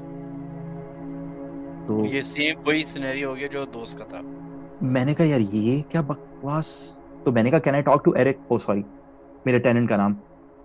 तो उसने कहा he does not have a phone, I don't know where he is, if you can get in touch with him, I'm just talking to him through a lawyer, so I'm not talking to him directly. तो मैंने कहा what about rent? तो उसने कहा मेरे पास तो पैसे नहीं है, मैं तो आपको रेंट नहीं दे सकती अभी, we would have to wait. मैंने कहा what do you mean I have to wait? भाई मुझे आगे इसका मॉर्गेज भरना है, आप मुझे रेंट तो दो। तो उसने कहा कि I am not in the mental space to have this. अभी गोरों का एक अजीब मसला है कि मैं इस मेंटल स्पेस में नहीं अभी बात कर सकें। That's the reason why I was not taking your calls और responding to emails, but I will be in touch. मैं वहां से घर से निकला यार, मैं इतना परेशान कि अबे ये मैं किस चक्कर में फंस गया। अच्छा, यहाँ पे टेनेंट्स के राइट इतने ज्यादा होते हैं, ये एग्जैक्टली वो ही चेन ऑफ इवेंट्स है जिससे मेरा दोस्त गुजरा था। अब मैं अजीब, मेरी घबराहट जो है ना, मैं अभी बात भी कर रहा हूँ तो मेरी घबराहट मजीद बढ़ रही। तो वो टेनेंट जो है, एरिक जो टेनेंट है मेरा, उसका हस्बैंड, वो बिल्कुल ही गायब है। ना वो कोई जवाब दे रहा है, ना रेंट जमा करा रहा है। 3 महीने हो गए, 2 महीने हो गए, they have not deposited any rent. और वो मेरे लिए, मेरे बैंक में एक फाइनेंशियल होल उसका बढ़ता जा रहा। अब मैं घर आया परेशानी की हालत में, मैंने बेगम को कहानी सुनाई, बेगम भी परेशान। उसने कहा ये अब ये नया क्या चक्कर शुरू हो गया, समझ ही ना आए। अब खैर उसने कहा कि अच्छा आप फिक्र करें, हम फिक्र ना करें, अम्मी से बात करते हैं, दुआ करते हैं, हम भी दुआ करते हैं, रुकिया करते हैं। पता नहीं कहाँ से एकदम से मुसीबतें बहुत सारी आ रही। खैर कुछ समझ में नहीं आया।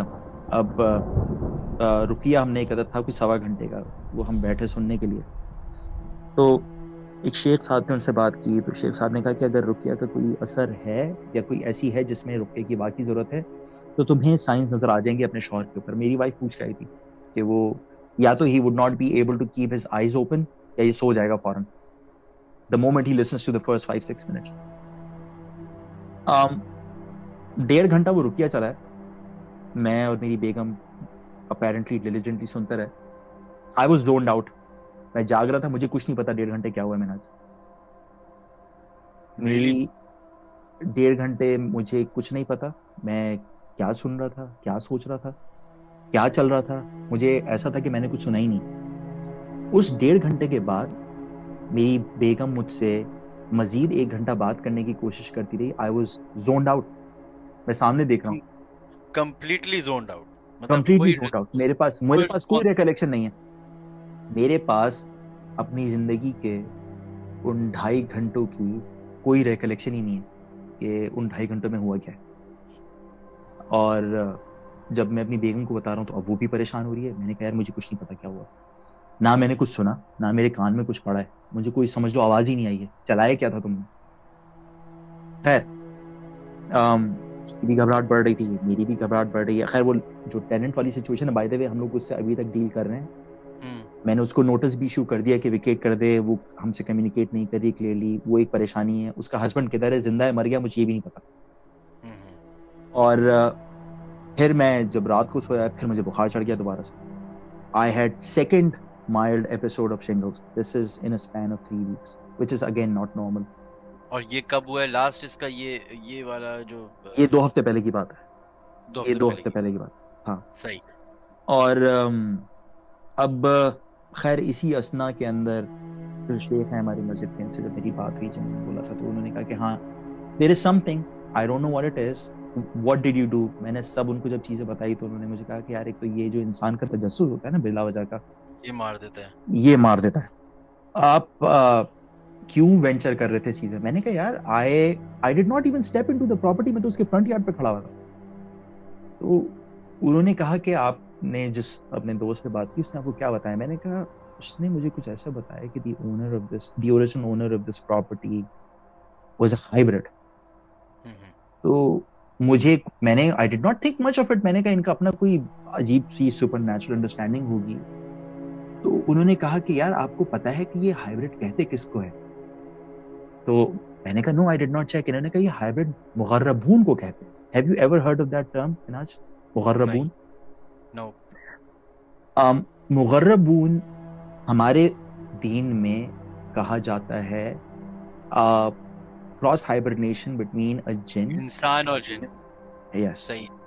जिसमें फीमेल होस्ट हो और मेल सीड प्रोवाइडर, यानी कि मेल हस्बैंड और फीमेल वो। सही है। तो मैंने कहा कि आई have never heard of this concept. उन्होंने कहा नहीं, ये आप अगर पढ़ें आपको अहादीस से भी साबित होगा, ये हुजूर के टाइम पे भी सल्लल्लाहु अलैहि वसल्लम, उनके बाद के टाइम पे भी ये हिस्टोरिकली रहा है फिनोमिना। ये हराम और हलाल की बहस में हम नहीं पढ़ते। हराम और हलाल का मतलब ये नहीं है कि जो हराम है वो पॉसिबल नहीं है, वो आपको करना मना है। आई थिंक लेकिन हराम भी, आई थिंक नहीं हराम हराम है इसके अंदर। अब वही मैंने भी जो से डिस्कस किया, मना किया गया, ये बोला गया हराम इसको वर्ड इज गलत, हाँ गलत इसको कहा गया because the interaction between these two races is not considered natural. और ये पहले हो चुका है, ऐसा होता रहा है हिस्ट्री के अंदर। हजरत उमर के टाइम पे, हजरत अबू बकर के टाइम पे इंसिडेंट्स हैं रिकॉर्डेड हैं, हुजूर के टाइम पे भी इंसिडेंट्स हैं जो कि रिकॉर्डेड हैं। जस्ट दैट कि इसके बारे में बात बहुत कम लोग करते हैं। तो ये जो बीइंग्स होते हैं हाइब्रिड्स, इनके अंदर कुछ यूनिक एलिमेंट्स होते हैं विच अलाउज द जिन्नात टू एसोसिएट और attach with them, and by far and large जो आपको पैरानॉर्मल फिनोमिनाज मिलते हैं वो इन्हीं लोगों के इर्द गिर्द मिलते हैं। सही। मुझे नहीं पता थी, this was new information for me. तो मैंने कहा तो इसका मुझसे मतलब how does it really affect me? इस वाक्य का हाँ आपके साथ क्या ताल्लुक है? तो उन्होंने कहा कि यार देखो, यू नीड टू अंडरस्टैंड कि when you are curious about something, आप किसी भी चीज में बहुत ज्यादा इंटरेस्ट लेके उसको अप्रोच करते ना, तो you attracted towards yourself also. ये तो मैं और कितने सालों से समझा रहा हूँ सबको ये बात कि आप इंटरेस्ट ले रहे हैं तो सामने वाला भी आप में इंटरेस्ट लेगा। It's only normal. आप किसी शख्स में, इंसान में भी इंटरेस्ट लेंगे तो वो भी थोड़ा सा इंटरेस्ट आपके अंदर लेगा कि यार आप अटेंशन दे रहे हैं उसको। एंड बाय डिजाइन जिन्नात from an intellect standpoint are not really that superior. They have very childish tendencies. Low intellect है उनका। हाँ, तो चाइल्डिश टेंडेंसीज में क्या होता है कि जब किसी बच्चे को आप बहुत ज्यादा इंटरेस्ट है तो बच्चा आपके साथ बहुत जल्दी अटैच हो जाता है ना, पजेसिव हो तो जाता है। पॉजेसिव हो जाता है। तो इनके अंदर भी ये टेंडेंसीज होती हैं, बट हो सकता है, अगेन इट्स एन अजम्पशन, कि you have carried the bad. अब उन्होंने जिसको बैड ओमन कहा जाता है या जिसको असर कहा जाए या नहूसत, that's the word he used, I was thinking of that word, कि तुम वहां से नहूसत लेकर आए। उन्होंने कहा मैं नहूसत तुम्हें टैंजिबल टर्म्स में नहीं समझा सकता, लेकिन इसकी एक हकीकत है जिसको औरा आप कहते हैं। औरा भी नहूसत या एक अच्छे स्पिरिट का इन्फ्लुएंस है जो कि आपके ऊपर पड़ता है। आपको एक तो वेंचर नहीं करना चाहिए था, वहां जाना नहीं चाहिए था। उन्होंने सवाल मुझसे पूछा कि आपने क्या किया? मैंने कहा मैंने वहां जाके तस्वीरें ली और ये किया वो किया। उन्होंने कहा आप मुझे तस्वीरें दिखा सकते हैं? मैं इतने मखमसों में पड़ा रहा पूरे 1.5 महीने, मिनाज मैंने कभी खोल के देखा भी नहीं तो वो मैंने जो तस्वीर ली थी वो है कहाँ। मैंने अपना सेलफोन खोला, उसमें एक भी तस्वीर उस घर की ऐसी नहीं जिसको आप देख के समझ सके कि घर की तस्वीर है। इट्स ऑल अ ब्लर, एक भी तस्वीर नहीं है मेरे जब फोन आपने में। खींची थी उस वक्त सही थी। उस वक्त मुझे नजर आ रही थी, मैंने जब उतर के खींची, it is all pitch black. और मैं समझा ही नहीं पा रहा हूँ उनको। उन्होंने कहा कि सर ये आप किसी गड़बड़ जगह चले गए, ये आप नेक्स्ट टाइम वेंचर मत कीजिएगा जब आप खास तौर पे आपको इसकी हिस्ट्री पता है। बहरहाल अब गुजर रहे यार इस चक्कर से। फिलहाल तो मैं अपना रुकिया कर रहा हूँ। कम से कम अब ये होता है कि मैं जब रुकिया सुनता हूँ तो मुझे सुनाई देता है, आई am not zoned out. Aahista Aahista मुझे लग रहा है मैं बहुत सारी चीजें पिछले 2-3 हफ्तों से ऐसे कर रहा था which were not even making my wife feel comfortable. For instance, I've never done this in my entire life. पूरी जिंदगी ऐसा नहीं किया मैंने. For the previous 2 weeks before this one, I went 2 weeks without showering. It's not me. मैं उन लोगों में से हूँ जो रोजाना सुबह को उठ के सबसे पहले शावर लेता है. 2 हफ्ते subconsciously I did not even think about it until मेरी बीवी ने ये मेरे साथ इशू टेक अप किया कि यार आप why are you smelling so bad? आप शेव नहीं कर रहे हैं, आप बाल नहीं बना रहे, आपको क्या हो क्या रहा है? मैंने कहा वाकई मैं नहाया नहीं यार. अरे मुझे तो 2 हफ्ते हो गए. मैं ये सोच रहा हूँ एज इफ कि मैं अपने आप को बता रहा हूँ. तुम समझ रहे हो मैं क्या कह रहा हूँ कि मुझे खुद नहीं पता कि मैं ये कर रहा हूँ. गहरी नींद से उठे हो आप जैसे. हाँ, तो मुझे इस वक्त मैं जब भी बात करता हूँ तो ऐसा लगता है कि मुझे कोई शौक लग रहा है कि ये चीज मैं कर रहा हूँ. अच्छा, मुझे तो पता ही नहीं कि मैं ये कर रहा हूँ. अब मुझे इतनी घबराहट हो. मैं भी घर पे नहीं, घर से बाहर बैठ के बात कर रहा हूँ. मुझे एक बहुत ही अजीब सी फेज से मैं गुजर रहा हूँ. होपफुली सब लोगों से इल्तमास है कि दुआ करें. I'm actually personally dealing with it for the first time in my life entirely. मतलब छोटे मोटे एपिसोड्स, लेकिन ये जो ओवर स्ट्रेच्ड एपिसोड है, तो ये मैं घर की वजह से अपने ये वहां पे समझ लो यहाँ कैनेडियन टाउन में कब्जा हुआ है फिलहाल. एक तो उससे डील कर रहा हूँ प्लस मेरी अपनी हेल्थ की condition. I have lost just between you and I 22 pounds over the course of last 1.5 months in weight. कोई उसका सर पैर नहीं है. मैंने ऐसा कुछ नहीं किया कि मेरा वजन इतना गिर जाए. मेडिकली स्पीकिंग स्ट्रेस, एंजाइटी और पैनिक की वजह से स्ट्रेस आपका वेट लूज हो रहा है, but I don't know, it could be anything. And my mental faculties are also to a certain extent giving up on me. But अल्हम्दुलिल्लाह मैं नमाज की पाबंदी कर रहा हूँ. बीच में छूट रही थी मुझसे, बट आई थिंक इंशाल्लाह दैट्स द रीजन व्हाई मैंने आज कॉल की तुम्हें कि आई होप कि मेरी चीजें अब इम्प्रूव हो रही हैं. But I really need lot of prayers. ये it's a very tough time for me honestly.